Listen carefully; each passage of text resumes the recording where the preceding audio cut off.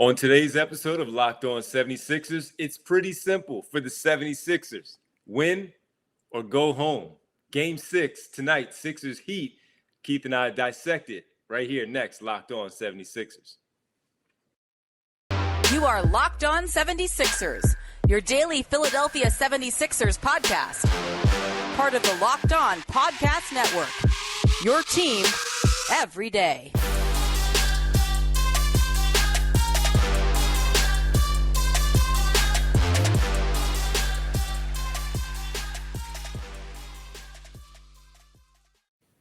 What's going on, Sixer fans? Welcome to Locked On 76ers. I'm Devon Givens of 97.5 The Fanatic Radio in Philadelphia, alongside my co-hosts, my partner, Sixers beat writer, Inquirer.com, Keith Pompey.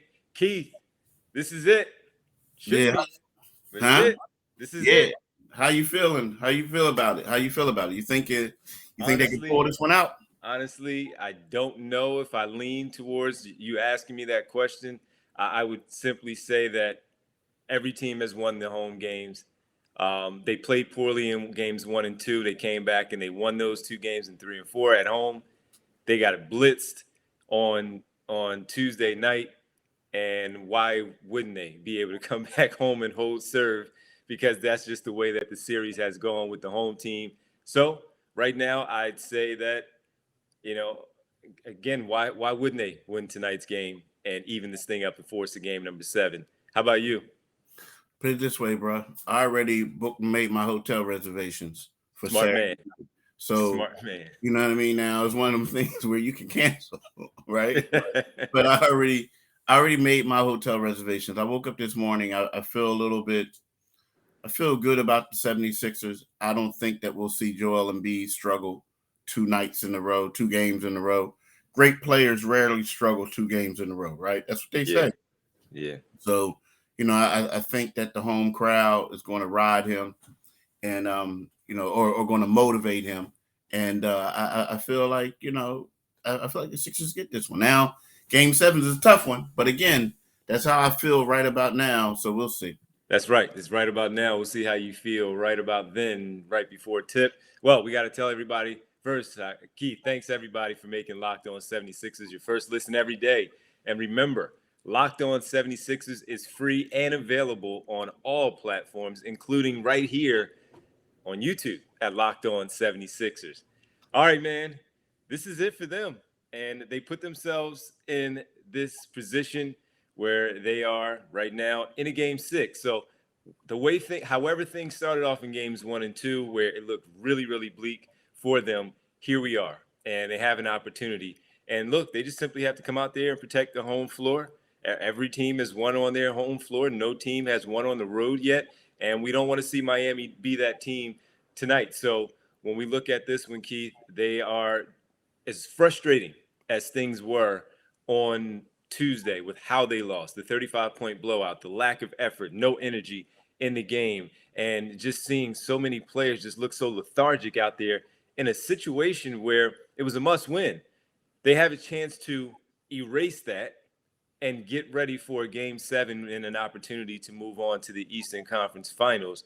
So what do you make of them and seeing them all season, right? I know this is a different position because it's the playoffs, but seeing them all season where we've seen them rebound from poor performances, backs against the wall like they are right now.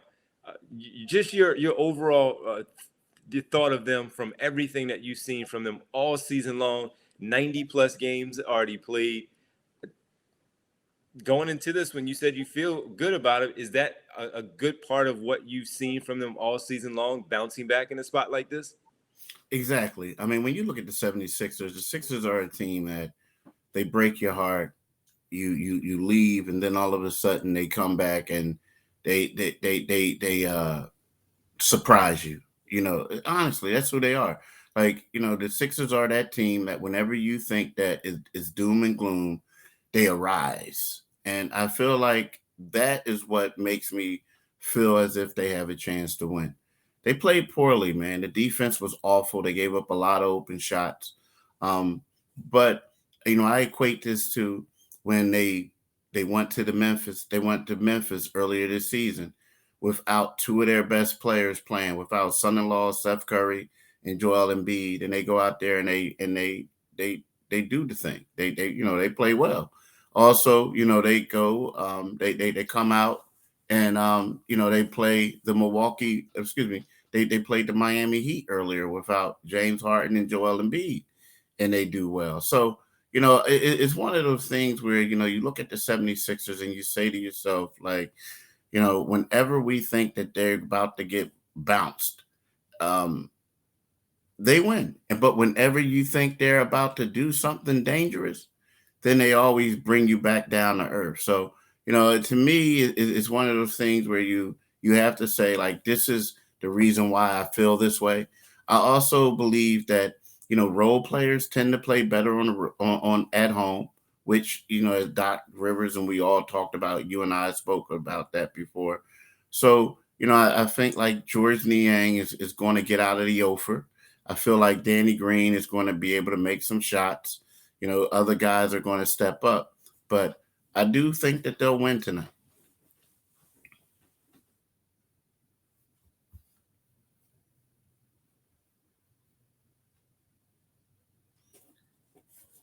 Yeah. I mean, yeah, but the thing for you, the thing is though, there's a lot of things that they're going to have to do to win. Like, they're going to have to be more disciplined on the defensive end. There are certain things, Danny's, like I said, he's going to have to make shots. George is going to try to have to get open. I Right. believe that James is going to have to be a better facilitator. So, things like that. Yeah, and Doc Rivers, he just simply talked about how this team, he's confident that they can win the game. Yeah, he did say that. He says he's confident that they can win a game. And, he said a lot of things. It was one of those, this kind of reminds me of last year, D. I remember last year when they go down 3-2, right? To the And Atlanta Hawks. to the Atlanta Hawks. And, you go to Atlanta and there's no practice. And you're like, huh? Like, what you talking about no practice, bro? Like, yo, what's going on? Like, and Yeah. he's nah, like we just did a film study, so and then it was like the same thing yesterday. You go over to the practice facility and Doc's there, he's rocking, he was looking kind of smooth too. I said, okay, Doc, I see you. Doc had on his Jordan gear and whatnot with his Air Force One. He had like a Jordan tracksuit on with these matching Air Force Ones. I'm like, all right, Doc, right? So, and then, you ask him, and he's like, look, man, we didn't practice the other day, too. He said, just coming back from Miami creates a problem. We didn't practice between games 2 and 3. We just had shoot around. So it's more, you get in at 3:00 in the morning. The coaches can get their butts out of bed, but you don't want the players to have to do that. They need rest, right? I understand that. Yeah, so you understand that. But then it's one of those things where let's just give them the rest. They need to do this, but let's stay on script. And he's done that before. And remember, like I said, last year they lost game 5. They had to go to, and it's funny, they lost game 4 and 5, and they go to Atlanta, and then all of a sudden it's like, they taking force a game 7. So you know what? He has the confidence, and he says, why wouldn't I be confident in my team? Because we won all the home games. Like, the home team has won, and the home team has played well. So why wouldn't I be confident? And that's why I would lean to them winning tonight. You would lean to them winning tonight. One of their keys of playing at home tonight, and Keith, and extending this thing to a game 7 is the point guard, James Harden. Poor performance in game number 5. They're going to need him tonight. And we need to talk about why he is probably the key to their victory this evening. We'll get into why that is next, right here on Locked On 76ers. Before we talk about that, we got to talk about Bet Online, right? Our partners at Bet Online continue to be the number one source for all your betting needs and sports info. Find all the latest odds, news, and sports developments, including this year's basketball playoffs, Major League Baseball scores, fight, and even next season NLF futures. BetOnline is your continued source for all your sporting wagering information, from live betting to playoffs, esports, and more. Head to the website today or use your mobile device to learn more about the trends and actions. BetOnline, where the game starts. I'm telling y'all, do it today, people. Do it today. Sixers, you better do it today, or you'll be doing the podcast with us tomorrow. know, And right? we're not paying you. So I know, right? Yeah. thanks everybody for making Locked On 76ers your first listen. For your next listen, check out the Locked On Now podcast. For nightly recaps of every NBA game with analysis from our local experts is free and available wherever you get your podcast.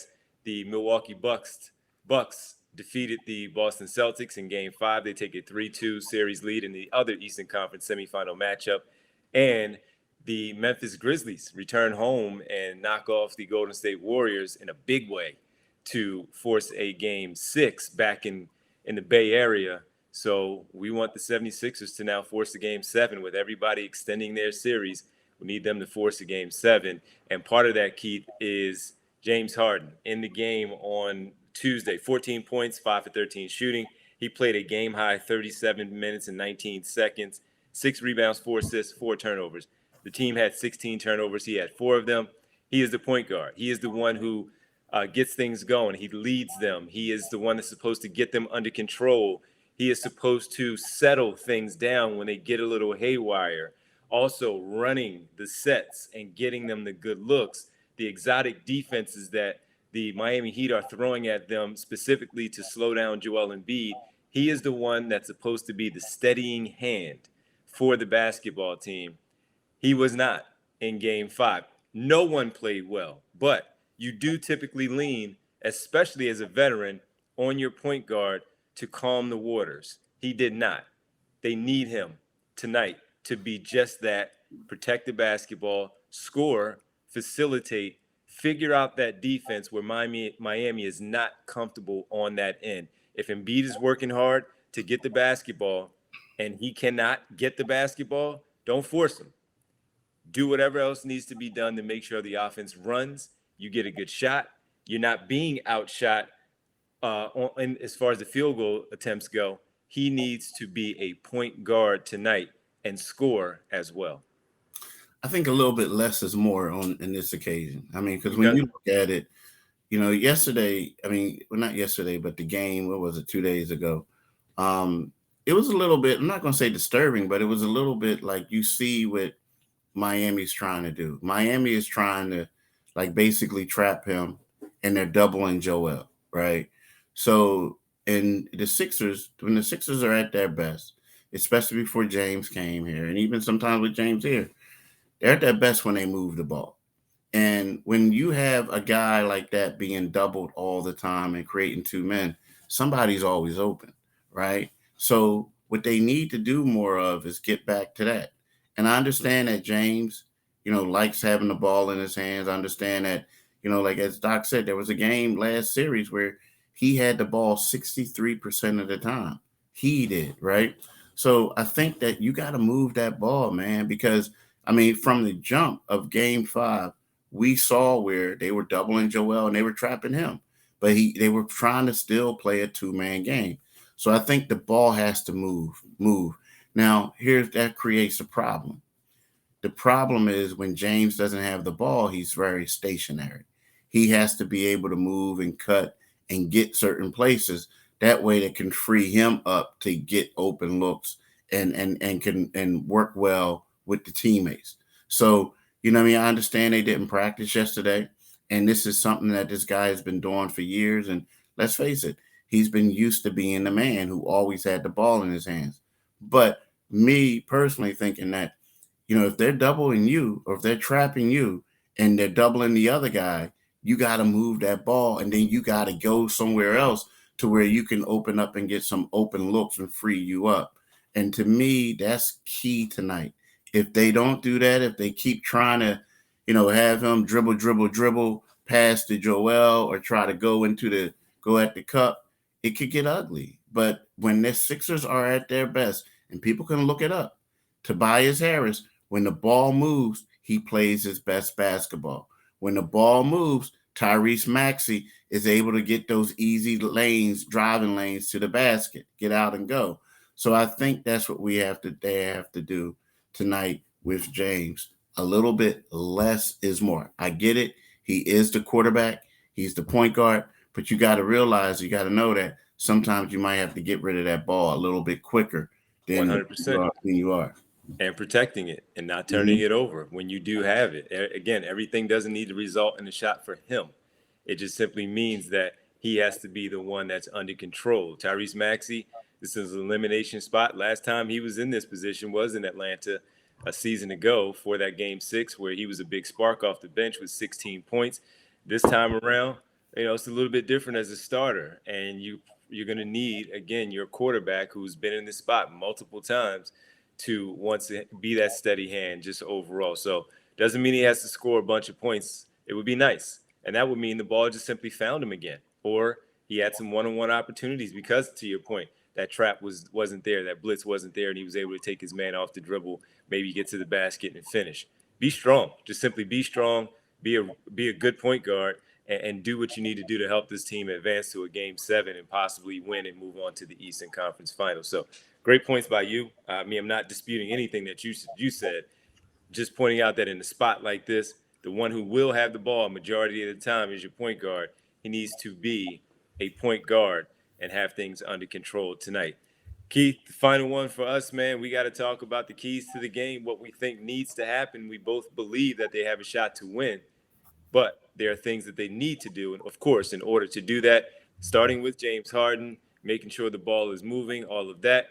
But there's so many more things that we need to discuss. We'll do that next, final segment here on Locked On. And listen, I got to tell you, I was telling you recently about my vehicle. I needed a new headlight on my car. And instead of going to all these different types of chain stores out there that cost you so much money just to get a simple little light bulb to put in your car, or some simple placemats in your car, just the little tiny things or the big things, whatever it might be, I had to go with the great people at Rock Auto. They saved me time and money when I'm using Rock Auto. Why choose to spend 30, 50, even 100% more for the same parts from a chain store or car dealership? Why would you do that? And for an example, I'll tell you about a Honda Odyssey fuel pump, which is priced at $353 from a chain store, but when you deal with Rock Auto, it's $216. Think about that. Think about what you could do with that, especially with all the gas prices going crazy right now. You could use that for your gas. But in any event, it's a family-owned business. They serving do-it-yourselfers for over 20 years. Even I can replace a light bulb. So if I can do it, you can do it. If you need some placemats, you can do it. A tail light, whatever it might be, just go ahead. Tail lamps, brake parts, motor oil, and as I mentioned, even those new carpets, those new placemats in your car, they have everything that you could imagine. Go explore their easy-to-use website today to find the solution to your auto part needs. Go to rockauto.com right now and see all the parts available for your car or truck, right, locked on in their "How did you hear about us" box, so they know we sent you. Amazing selection, reliably low prices, all the parts your car will ever need. That's at rockauto.com. All right, welcome back to Locked On 76ers. You want them to do it today, though? Do it today, people, because you don't want to be driving at night and the folks pull you over. So you call them the folks. You don't want to be them. You don't want to be them. You don't want to see them on the late night. Like, dang, all I had to do was go to Rock Auto and spend that $15 on that tail lamp. It shouldn't cost that much, but you get my point. All right. Listen, man. Keys to the game, Keith. Keys to the game tonight. Go ahead. You want to go first? I'll just take one. I'll start one, and then you want to start from with one? there. Okay, all right. Yeah, I'll start with one, and I keep talking about it. I can recite them off my head the last 3 games. Exactly. 19 turnovers in Game 3, 17 turnovers in Game 4, 16 turnovers in Game 5. They played so well at home in Games 3 and 4, it wasn't a problem. It became a problem. It didn't help. in game 5. That's too many turnovers in the span of 3 games. That's on average 17 turnovers per game in the last 3 games of this series. And to be perfectly honest with you, they only had one good game where they did not turn the rock over. That was game 2 for 10 turnovers in that game. It starts with that pressure that you're talking about, double teaming in James Harden, double and triple teaming with those exotic defenses that they're throwing at Embiid. You must protect the basketball to give yourself a chance.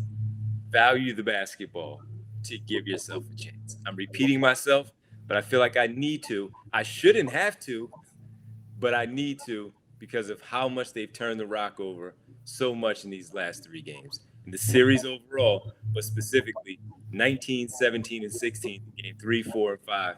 They cannot do that and expect to win tonight.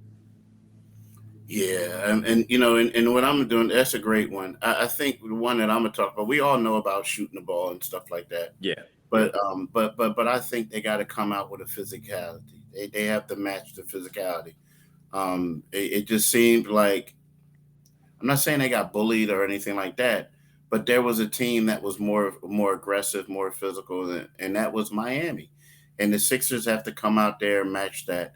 And I think if they do that in the defensive end, they can make things a little bit tougher for the Heat. I mean, Tyler Hero kept blowing by him. Max Strus. Max Strus. Yeah, they were like, and no one was getting touched. It was like, yo, this is lovely. Like, Right. this is lovely. What are we doing? Doing a skeleton drill? Like, Yeah. I mean, so I think for me, I need to see them be more physical, tougher, and that will enable them to play better defense, in my opinion. And to add to that, Keith, when you talk about getting touched, simply getting touched and playing more physical, when you're getting rocked the way that you were getting rocked in that game on Tuesday night, where's the frustration? Where's that frustration foul? I'm not saying injure anybody, but I'm just saying where is that? There are times when you're getting blown out and you're just so mad because the guy's getting to the basket that way. Let me earn this flagrant one, just to send a message that this is not going to be sweet going forward. Think about when PJ Tucker started to goon it up a little bit in the games in Philadelphia because the Sixers were having their way.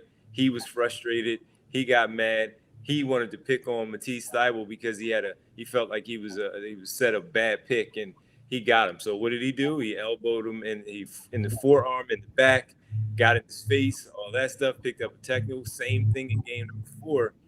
And while you may not like it as a 76er fan, he showed some fight in that.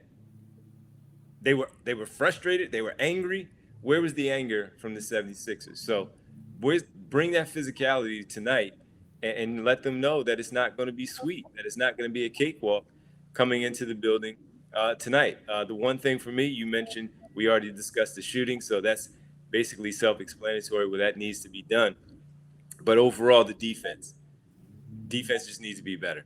Defense, it was too easy, as you said, for those guys in game number 5. Way too easy, whether it was Max Strus putting the ball on the floor, which I haven't seen him do like that since DePaul, or Gabe Vincent putting the ball on the floor, Tyler Hero, Jimmy Butler getting whatever he wants. Okay, he's going to get whatever he wants. It seems that way. So as a result, you have to find other ways defensively, like you did, where you only allowed 79 points in the playoff game in game number 3, where you were blowing them out in game number 4 until they came back because you allowed them to because of the turnovers that you committed in that game with 17 in game 4 at home, even though you won. The defense has to be much, much better like it was in those 2 games at home. So turnovers, defense, rebounding, keeping them off the glass, just some of the keys, of course, that we need to see from the 76ers tonight against this physical Miami team that's hungry to close this thing out tonight. Just think about that. They are motivated to get this over with and not have to go back and play a game number 7. Either way, whether it's Milwaukee or Boston, they're going to be in Miami if they advance to start game 1 of the Eastern Conference Finals. Make them sweat. Make them sweat. Make this a 50-50 series on Sunday and a game number 7. Yeah, I agree. I agree with all your keys. I agree with everything. This is it, man. this is it. What will we be talking about tomorrow on our next one for Friday? We don't know, but we think we'll be talking about a game 7. So we thank you all for making Locked On 76ers your first listen. On our next episode, simple recapping game number 6. We're either talking about a game 7 or we're going to start recapping the series and then looking ahead to the offseason right here on Locked On 76ers. Now, make your second listen Locked On NBA, where Locked On experts are covering the biggest stories around the NBA every Monday through Friday in less than 30 minutes. It's free and available wherever you get your podcasts. Keith, as always, man, it's going to be a fun one tonight. I Yeah, hope. yeah, it'll be a good game. It should be a good game. It should be. Yeah. It'll be. But let me tell y'all what you need to do is you need to make sure you subscribe to this podcast, especially the Locked On 76ers YouTube podcast.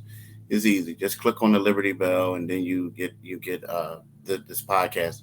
But also you can subscribe to this podcast wherever you get your podcasts at.